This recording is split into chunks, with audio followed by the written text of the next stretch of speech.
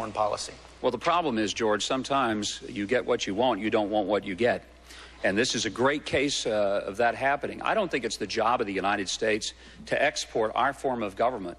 It's the job of the United States to protect our citizens, to secure our own borders, which we have failed to do for over 20 years. It's the job of our government to make us free and us safe, and to create an enviable kind of government and system that everybody else will want, much in the same way I think we ended up seeing the fall of the Soviet Union. And as far as how do we get there... So it wouldn't be the core of your foreign policy? Absolutely not, because I don't think we can force people to accept our way of life, our way of government. What we can do is to create the strongest America, change our tax system, make it so that people are healthier, create the enviable education system on this planet, make sure that jobs come back to this country rather than disappear from this country. And if we do that kind of approach, we'll have the sort of freedom internally, secure borders, a safer nation.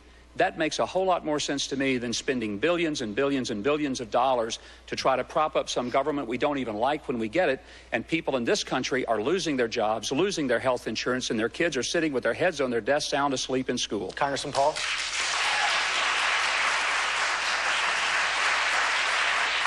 Our responsibility is to spread democracy here, make sure that we have it. This is a philosophic and foreign policy problem, because what the president was saying was just a continuation of Woodrow Wilson's making the world safe for democracy. There's nothing wrong with spreading our values around the world, but it is wrong to spread it by force. We should spread it by setting an example and doing a good job here. Threatening Pakistan and threatening Iran makes no sense whatsoever. We went in, and I supported going after the al-Qaeda into Afghanistan, but lo and behold, the neocons took over. They forgot about Osama bin Laden, and what they did, they went into nation building, not only in Afghanistan, they went unjustifiably over into Iraq, and that's why we're in this mess. Mayor Giuliani, both Governor Huckabee, excuse me.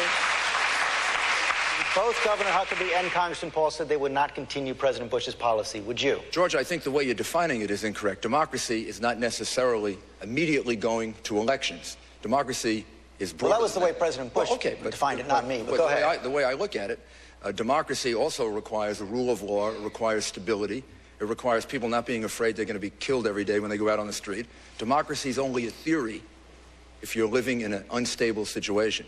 So sometimes democracy is the long-term goal, but in order to get there, you have to first build a rule of law. You have to first build respect for human rights. So did we push for elections too quickly in Gaza? In some cases, maybe going to elections so quickly is a mistake. Maybe the thing to do is to first make sure that you've developed the bedrocks of democracy. You know, if you're living, so I learned this in New York City when I became the mayor. Of course, the situation was nowhere near as serious, but people were afraid to go out at night because crime was so rampant. I mean, we had all kinds of civil rights, but nobody could exercise them because they were too darn afraid to go out, too darn afraid to go to the movies or go buy groceries at the grocery store.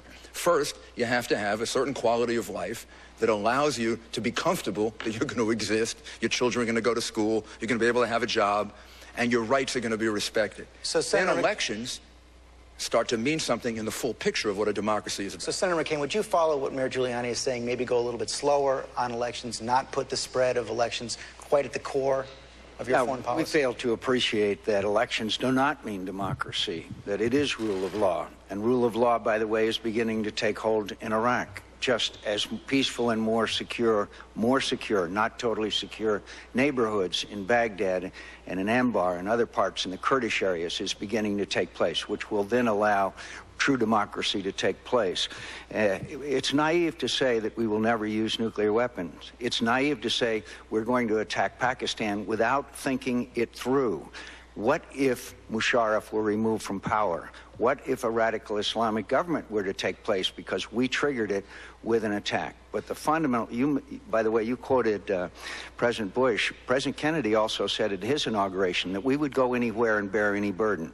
I believe the reason why we won the Cold War and the reason why we are still a shining city on a hill is because of our advocacy and our dedication to the principles that all of us are created equal and endowed by our Creator with certain inalienable rights. That's all of us, no matter where we live in the world, no matter what our faith or our beliefs are. And I will continue to advocate for freedom and democracy and rights for all humans. Governor Romney, will the Bush policy be your policy? I'll come back. Can we answer this, please? I'll come over there. Just as these other two gentlemen have said, democracy is not defined by a vote.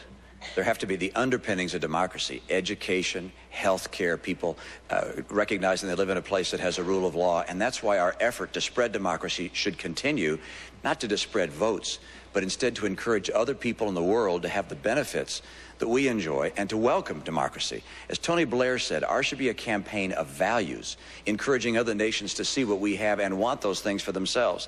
And there's no question in this country, we need to reach out, not just with our military might, although that we have and should keep it strong, but also reach out with our other great capabilities. But did President Bush fail to appreciate the nuance you're talking about now? That's what I'm asking. I don't know what all the things President Bush has done, but I can tell you I'm not a carbon copy of President Bush, and the things I would do that would be done differently. I think when there's a country like Lebanon, for instance, that becomes a democracy, that instead of standing by and seeing how they do, we should have been working with the government there to assure that they have the rule of law, that they have agricultural and economic policies that work for them, that they have schools that are not Wahhabi schools, that we try and make sure they have good health care. We bring together not just America, but all the nations of the civilized world. We help draw these folks towards modernity, as opposed to having them turn towards the violent and the extreme, which Hezbollah and Hamas brought forward. And that kind of a campaign of values, combined with our strong arm, speaking softly, but carrying a strong stick, as Teddy Roosevelt said, that will help move the world to a safer place. We'd love it if we could all just come home and not worry about the rest of the world, as Ron Paul says. But the problem is, they attacked us in 9/11. We were here. They attacked us. We want to help move the world of Islam towards modernity so they can reject the extreme. Congressman Tancredo, your answer on this week was, you said that in order to deter an attack by Islamic terrorists using nuclear weapons, you would threaten to bomb Mecca and Medina. The State Department called that reprehensible and absolutely crazy. Yeah, the State Department, boy, when they start complaining about things I say, I feel a lot better about the things I say. I'll tell you right now. My task as President of the United States is primarily to do one thing. By the way, not to make sure everybody has health care or everybody's child is educated. My task is to do one thing: to protect and defend this country. And that means to deter, and I want to underline deter, any kind of aggression, especially the type we are threatened with by al-Qaeda, which is nuclear attack. I read the National Intelligence Estimate. I see what they are planning. And I'm telling you right now that anybody that would suggest that we should take anything like this off the table in order to deter that kind of event in the United States isn't fit to be President of the United States. Governor Thompson, you get the last word on this round. I would like to speak on this. Thank you very much, George. I sincerely believe that bombing religious artifacts and religious holy sites would do nothing but unify 1 billion Muslims against us. It makes no sense. After we've taken a hit. I would like to say you have to strengthen your military. What we really do as Americans, we have to be so politically correct in this country. When we have democracies in South America that are supporting us, we sort of ignore them until somebody elects a guy like Chavez who hates us. Then we wake up and say something about it. I think we got to strengthen our military, and we got to recognize in this world right now we're fighting a holy war. It's a jihad. And until we recognize that and stand up to be Americans and for American, we're going to continue to Senator lose. Brown, back then we're out of this. Thank you. George, I think you're seeing clearly from the discussion here and this week that words of a president matter. When Ronald Reagan says, Mr. Gorbachev, bring down this wall, that mattered. When he called the Soviet Union an evil empire, that mattered. Words of our leader matter, and you have to matter within the context of where we are. We are in a generational conflict with militant Islamists. That's where we are. We are at war. We're a nation at war. I think we have to be very realistic about this war. We have a number of allies in the Islamic world. We have a number of allies around the world. It is something important what we say and the direction we go. I think we push democracy, but I think we have to be realistic in the places that we push and at the time we push it.